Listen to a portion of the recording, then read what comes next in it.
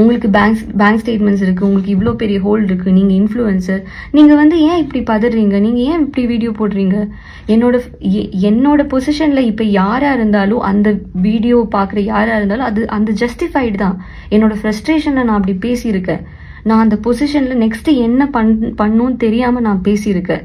என்னோட லைஃப் போன மாதிரி இவங்க வந்து நான் போகிறேன்னு சொல்லிட்டு போகும்போது எந்த சுச்சுவேஷன்லேயும் இவங்க வந்து என்ன சொல்லியிருக்காங்கன்னா பேனு, ரெட் கார்டு, அது இதுன்னு சொல்லிட்டு இவங்க த்ரெட்டன் பண்ணியிருக்காங்க. இவங்களோட சைடில் கோபின்னு சொல்லி அவர்கிட்ட நீங்கள் கேட்டு பாருங்கள், எக்ஸிக்யூட்டிவ் ப்ரொடியூசர் கோபி கிட்ட நீங்கள் கேட்டு பாருங்கள். ஆமாம்மா, தமிழ் இண்டஸ்ட்ரியில் பின் உங்களுக்கு ஒர்க்கே பண்ண முடியாது, இதுலேருந்து நீங்கள் இப்போ போனீங்கன்னா பேனு, ரெட் கார்டு அப்படி பண்ணியிருக்காங்க. நிறைய பேர் விக்டிம்ஸ் இருக்குது.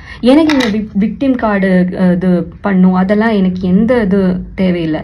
ஏன்னா அப்படி எனக்கு தேவை இருந்தால் எனக்கு நிறைய யூடியூப் ஃப்ரெண்ட்ஸ் இருக்காங்க, அவங்க கிட்ட போய் நான் வந்து இன்டர்வியூ கொடுக்கலாம். இந்த ப்ராப்ளம்க்கு வந்து எஸ்கலேட் பண்ணி போகலாம்.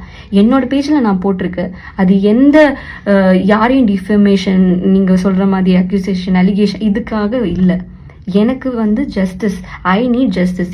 என்ன மாதிரி ஒரு ஆர்டிஸ்ட்டும் நியூ கமராக அவங்க பாதிக்கவே கூடாது இந்த ப்ராப்ளம் அவங்கள.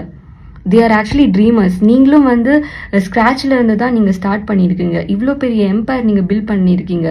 It's only because people trust you.